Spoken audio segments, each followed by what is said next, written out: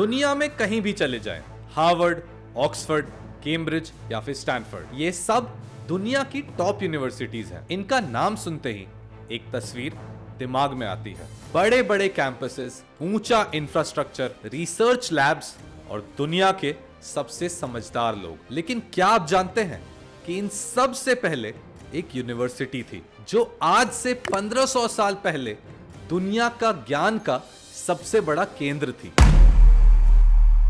ये यूनिवर्सिटी सिर्फ भारत की नहीं थी, ये पूरे विश्व की यूनिवर्सिटी थी। यहां China, Korea, Japan, Tibet, Indonesia and even Greece तक के लोग आते थे। यहां पर सिर्फ शिक्षा नहीं दी जाती थी, यहां पर नए विचार जन्म लेते थे। एक ऐसी जगह जहां वैदिक knowledge, Buddhism, mathematics, astronomy, Ayurveda and even space studies तक पढ़ाए जा रहे थे। और इस यूनिवर्सिटी का नाम था नालंदा। नालंदा सिर्फ एक विश्वविद्यालय नहीं था, नालंदा एक सपना था। एक सपना जो ज्ञान को हर सीमा से परे रखने का वादा करता था। एक ऐसी जगह जहां शिक्षा एक धर्म था और विद्या का दीपक हर कोने में प्रकाश फैलाता था। लेकिन सैडली आज नालंदा इतिहास के पन्नों में सिर्फ सिमट कर रह गया है। वो बिल्डिंग जो कभी समृद्धि का प्रतीक थी, आज उसके सिर्फ अवशेष बचे हैं। ऐसे अवशेष जो कहानियां सुनाते हैं, शौर्य की, ज्ञान की और विनाश की।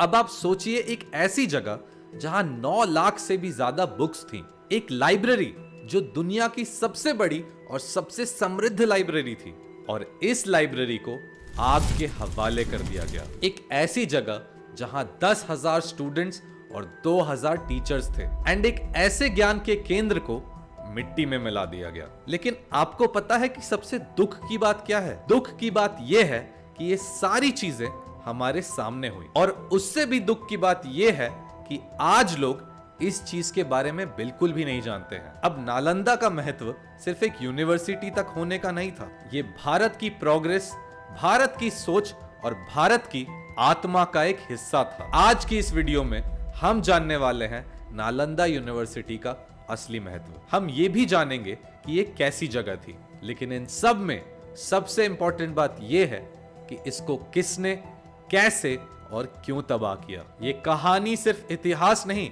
ये एक समर्पण की कहानी है, और उस समर्पण के साथ ये एक संघर्ष की कहानी है। और शायद ये कहानी सुनने के बाद आप सोचने पर मजबूर हो जाएं, क्या नालंदा अगर आज भी होती तो दुनिया अलग होती?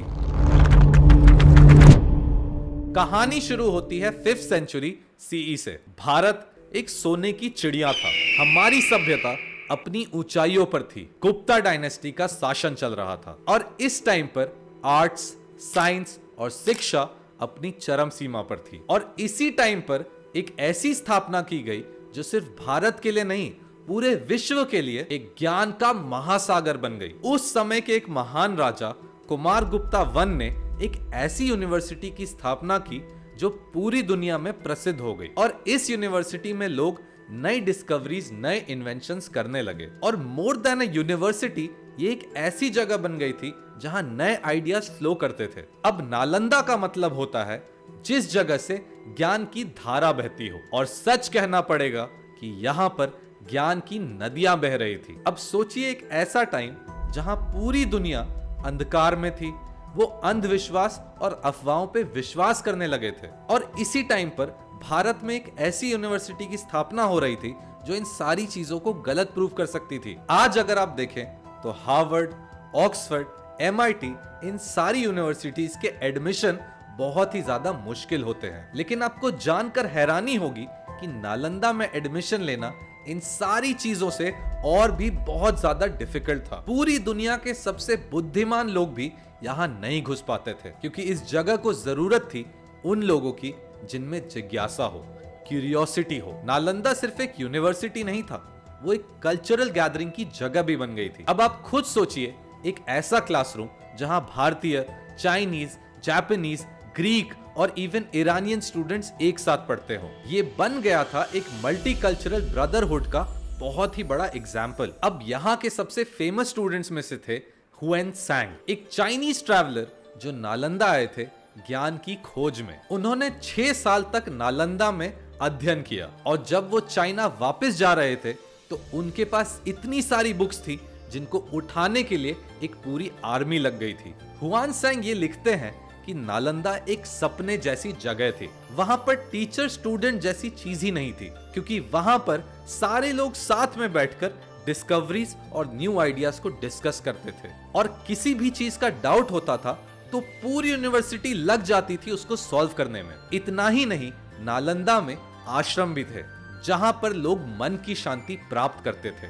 यहाँ शिक्षा एक पूजा थी और विद्या एक अध्ययन का माध्यम।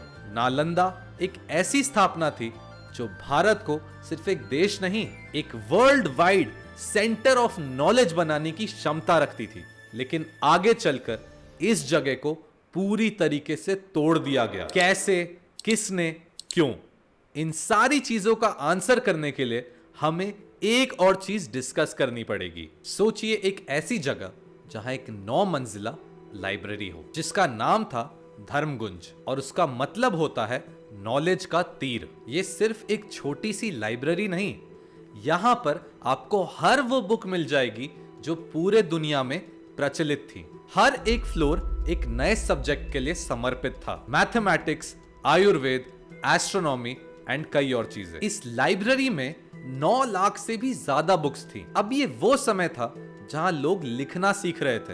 एंड इमेजिन करिए उस टाइम पर जब लोगों ने लिखना शुरू ही किया था, इस जगह पर 9 लाख बुक्स ऑलरेडी अवेलेबल थी। और सिर्फ इतना ही नहीं, ये जितनी भी बुक्स थी वो रिटन मैन्यूस्क्रिप्ट्स थी। मतलब इनको लिखने में और एक जगह इकट्ठा करने में सालों लग जाते। लेकिन नालंदा में ये सारी चीजें बहुत ज्यादा भारी मात्रा में अवेलेबल थी। अब कहा जाता है कि नालंदा के ये सारे मैन्यूस्क्रिप्ट्स अगर हमें आज मिल जाते तो ये दुनिया 100 साल और आगे होती। और ये जान के आपको हैरानी होगी कि नालंदा में कुछ ऐसी बुक्स भी थी जो एटलांटिस जैसे डूबे हुए civilizations, beginning of the universe और लाइफ के सीक्रेट्स पर लिखी हुई थी। एक और ऐसी एस्टोनिशिंग बात है कि यहाँ पर जब दुनिया में कई जगह अलग अलग साइंटिस्ट अलग अलग एस्ट्रोनॉमिकल बातें करते थे, इस जगह पर एस्ट्रोनॉमी और स्पेस स्टडीज की बहुत सारी बुक्स अवेलेबल थी एंड लोग भारी मात्रा में इन सारी चीजों को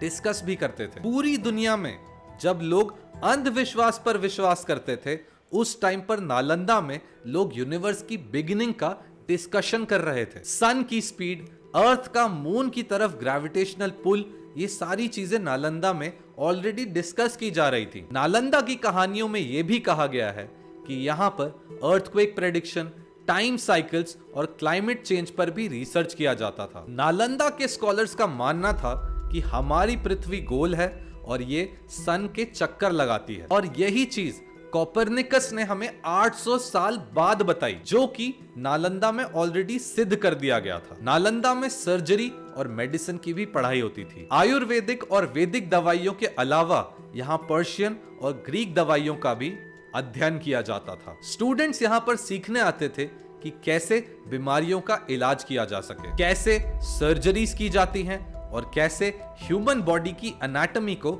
समझा जा सकता है। अब आजकल की लाइब्रेरीज में आपको एक पास बनवाना होता है जिससे आप लाइब्रेरी में जाकर कुछ भी बुक पढ़ सकते हैं। लेकिन नालंदा की लाइब्रेरी में जाकर कुछ पढ़ने के लिए एक सिंपल रूल था, जो भी यहाँ पढ़ता था उसको एक बुक लिखनी होती थी, जिसका मतलब था कि हर स्कॉलर जो नालंदा में पढ़ने आता था वो अपनी विद्या और ज्ञान का एक हिस्सा इस लाइब्रेरी में छोड़ कर जाता था, ताकि ज्ञान की धारा जो कि थी नालंदा कभी भी ना रुके। जब हुआनसेंग यहाँ पर आए थे तो उन्होंने 625 ऐसी बुक्स को एक गाड़ी में भरकर चाइना भेज दिया था। अब आगे चलकर नालंदा डिस्ट्रॉय हो गया, लेकिन वो 625 बुक्स जो चाइना पहुंची थी, उन्होंने चाइना की सिविलाइजेशन को ऐसा बदला कि आज वो एक वर्ल्ड लीडर है। और 9 लाख में से अगर सिर्फ 625 बुक्स ही बाहर गई थी तो सोचिए नालंदा में और कितना ज्यादा ज्ञान होगा। यहाँ की पढ़ाई इतनी डिफिकल्ट थी कि 10 में से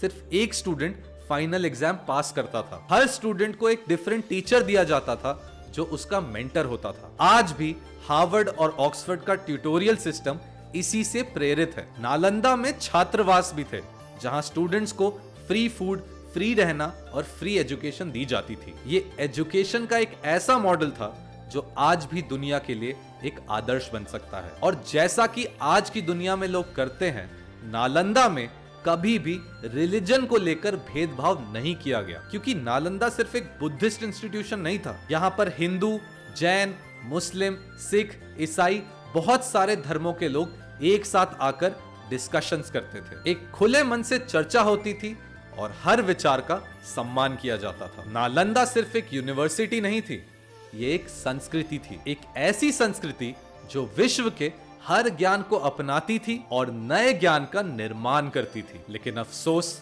जो मशाल जल रही थी उसे एक दिन बुझा दिया गया। एक छोटी सी चिंगारी जो पूरे भारत के ज्ञान को राख कर गई। 12वीं सदी का एंड था। हमारा भारत एक नए युग में दाखिल हो रहा था। ऐसा युग जो सिर्फ राजनीति और युद्ध का नहीं, बल्कि भारत की सांस्कृतिक और ज्ञान के धरोहर को नष्ट करने का भी युग था। उस समय भारत के राजपूत राजा अपने राज्य की रक्षा करने में लगे हुए थे। अब आप कहीं पर भी देखते तो संघर्ष और युद्ध का ही माहौल था। लेकिन इन सब के बीच एक नया खतरा खड़ा हो रहा था। मोहम्मद बख्तियार खिलजी।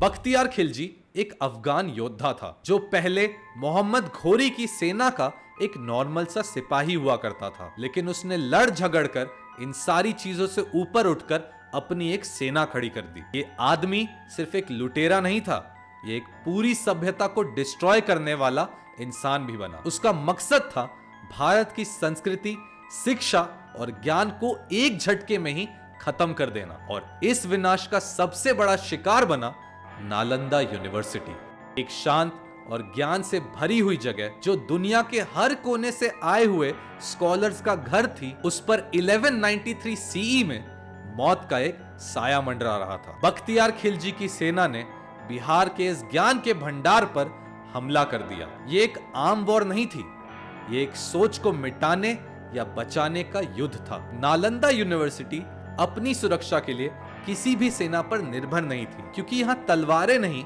पुस्तकें चलती थी। पर खिलजी के सिपाही शिक्षा से नफरत करते थे, वो ज्ञान से डरते थे और बुक्स को अपना सबसे बड़ा दुश्मन मानते थे। खिलजी ने सबसे पहले वहां के सबसे बड़े और फेमस स्कॉलर्स को मारने का आदेश दिया। कहानियां यही कहती हैं कि उसने बिना किसी दया के, बिना किसी विचार के उन सारे लोगों को मार दिया। जो भी स्कॉलर समझौता करने के लिए रेडी नहीं था, उसका एक ही अंत होता था, मृत्यु। नालंदा के ऐसे कई टीचर्स और स्टूडेंट्स जिन्होंने अपनी पूरी जिंदगी समर्पित कर दी थी ज्ञान को, उन्हें तीखी तलवारों से चीर दिया गया। इस पूरी दुनिया के सबसे बड़े स्कॉलर्स जो अपने ज्ञान को इस पूरी दुनिया में बांटना चाहते थे, एक एक करके खिलजी ने उन सबको अंधकार में भेज दिया। पर इस अटैक का सबसे बड़ा प्रॉब्लम तब आया जब खिलजी ने नालंदा की लाइब्रेरी धर्मगुंज को जला देने का आदेश दे दिया। सोचिए, एक ऐसी लाइब्रेरी जहां 9 लाख बुक्स थी, लोगों के हैंड रिटन मैन्यूस्क्रिप्ट्स थे। अनगिनत घंटे लगाकर इन स्कॉलर्स ने अपनी सारी विद्या उन मैन्यूस्क्रिप्ट्स में लिखी थी। उन सारी चीजों को बिना सोचे, बिना किसी संवेदना के खिलजी ने एक ही मोमेंट में जला दिया। ये लाइब्रेरी जहां इतना सारा दुनिया का ज्ञान था, उसे आग के हवाले कर दिया गया। इतनी सारी किताबें थी वहां कि आग बुझने का नाम ही नहीं ले रही थी। और आपको पता है ये लाइब्रेरी कितने महीनों तक जली?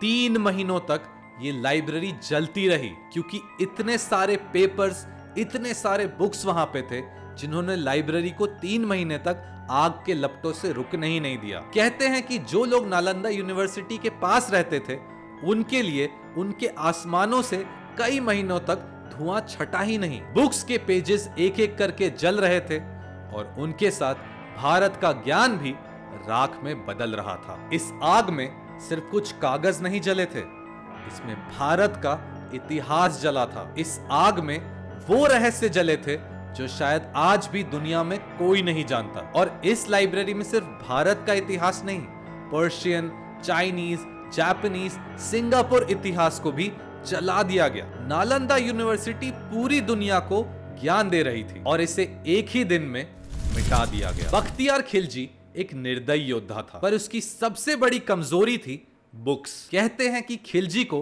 पढ़ाई लिखाई से बहुत ही ज्यादा डर लगता था। उसके लिए विद्या एक अनावश्यक चीज थी, जो कि एक कमजोर इंसान की निशानी होती है। अब इसी से रिलेटेड एक बहुत ही अजीब कहानी है। एक बार खिलजी बीमार पड़ गया था, तो उसको बचाने के लिए एक वैद्य को बुलाया गया, और आश्चर्य की बात यह है कि ये वैद्य भी नालंदा के एक विद्वान थे। तो वैद्य ने एक किताब निकाली, उसमें जो भी लिखा था कि इस बीमारी को कैसे ट्रीट करते हैं वो बता दिया, और क्या हुआ, खिलजी स्वस्थ हो गया। लेकिन जब उसने देखा कि एक बुक की वजह से उसकी जिंदगी सही हुई है, तो उस चीज को प्रेज करने के बजाय उसको और भी ज्यादा उस चीज पर गुस्सा आ गया, और उसने इसी गुस्से के चक्कर में यह सोचा कि वो नालंदा को जला देगा। उसकी सोच ये थी कि यहां अगर ऐसे लोग हैं जो मुझे नहीं समझ सकते, जो मेरी भाषा नहीं बोलते, तो उनका जीवित रहना बेकार है। और इसी थॉट पे बिना सोचे समझे उसने जाकर नालंदा यूनिवर्सिटी को जला दिया। अब नालंदा यूनिवर्सिटी को एक ही दिन में जला दिया गया, लेकिन क्या नालंदा सच में मिट गया था? नालंदा की दीवारें गिरा दी गई, वहां की लाइब्रेरी और बुक्स को जला दिया गया, और इनफैक्ट वहां के जितने भी स्कॉलर्स थे उनको भी मार दिया गया। पर नालंदा सिर्फ एक बिल्डिंग या एक यूनिवर्सिटी नहीं थी, वो एक विचार था, और विचार कभी भी नहीं मरते। नालंदा का ज्ञान आज भी कई बुक्स में जिंदा है, और कई लोग आज भी नालंदा के बारे में सोचकर आगे बढ़ते हैं अपनी पढ़ाई में। बख्तियार खिलजी ने सोचा कि उसने भारत के ज्ञान को खत्म कर दिया है। उसने यही सोचा कि उसने इस नालंदा यूनिवर्सिटी का विनाश करके भारत में ज्ञान का अंत कर दिया, पर उसकी सोच बिल्कुल ही गलत थी। नालंदा मिट नहीं सकता, नालंदा मिट नहीं पाया, और नालंदा कभी भी नहीं मिटेगा। पर कहानी यहीं खत्म नहीं होती। एक यूनिवर्सिटी कभी भी पत्थर और बिल्डिंग से नहीं बनती, वो बनती है विचारों से, सोच से, उस ज्ञान से जो एक पीढ़ी से दूसरी पीढ़ी तक सफर करती है। और नालंदा भी ऐसे ही सोच का, ऐसी ही विचार का एक परफेक्ट एग्जाम्पल है। जो लोग सोच रहे थे कि एक यूनिवर्सिटी की बिल्डिंग को जलाकर आप पूरे ज्ञान को अंत कर देंगे, तो मैं आपको बताना चाहूंगा कि विचार कभी भी अंत नहीं होते। सदियों तक नालंदा के अवशेष एक खामोश गवाह बनकर खड़े रहे, जो हमें याद दिलाते रहे कि भारत एक समय पे इस पूरे विश्व का ज्ञान का केंद्र था। पर सदियों की धूल इस इतिहास को धुंधला नहीं कर सकी। इसी सोच के साथ 2014 में भारत सरकार ने नालंदा यूनिवर्सिटी को वापस रीबिल्ड करने का सोचा। नया नालंदा यूनिवर्सिटी आज एक नए रूप में फिर से जीवित हो चुका है। बिहार के राजगीर के पास एक नए कैंपस का निर्माण किया गया, इसमें नए स्टूडेंट्स सीख रहे हैं और नए टीचर्स पढ़ा रहे हैं। ये नए स्टूडेंट्स उन्हीं सपनों को आगे ले जाने की कोशिश कर रहे हैं जो एक समय नालंदा के स्कॉलर्स देखा करते थे। लेकिन इसके बाद भी एक बहुत बड़ा सवाल उठता है, जो ज्ञान 1193 में खो गया था, क्या वो कभी वापस आ सकता है? क्या हम वही शिक्षा, वही ज्ञान वापस से जीवित कर सकते हैं? इसका आंसर है कि शायद नहीं, क्योंकि जो इतिहास एक बार जला दिया जाता है उसका असली रूप कभी भी वापस नहीं आ सकता। वो सिर्फ कहानियों और यादों में जिंदा रहता है। पर एक बात तय है कि नालंदा जल गया, लेकिन नालंदा का सपना आज भी जिंदा है। अगर आज हम सीख सकते हैं तो इतना ही शिक्षा और ज्ञान की सबसे बड़ी संपत्ति है। कोई भी समाज, कोई भी सिविलाइजेशन जो अपने ज्ञान और इतिहास को भूल जाता है, वो धीरे धीरे गिरने लगता है। नालंदा एक सबक है, एक मिसाल है कि ज्ञान सबसे बड़ा शस्त्र है और इसको बचाना हर सिविलाइजेशन की जिम्मेदारी होती है। आज हमारी ये जिम्मेदारी है कि हम अपनी पीढ़ी को नालंदा की सिर्फ कहानियां ना सुनाएं, बल्कि उस सोच को जीने के लिए प्रेरित करें जो एक समय इसे दुनिया के ज्ञान का सबसे बड़ा केंद्र बनाई थी। एक मशाल जली थी जिसे बुझा दिया गया, पर उसकी रोशनी आज भी दुनिया में कहीं ना कहीं चमक रही है। अगर आपको यह वीडियो पसंद आई हो तो प्लीज इसे लाइक कर दें, मेरे चैनल को सब्सक्राइब कर लें एंड कमेंट्स में यह जरूर बताइएगा क्या आपको लगता है कि मुझे ऐसी और वीडियोस बनानी चाहिए। और मैं मिलता हूं आपसे अगली वीडियो में।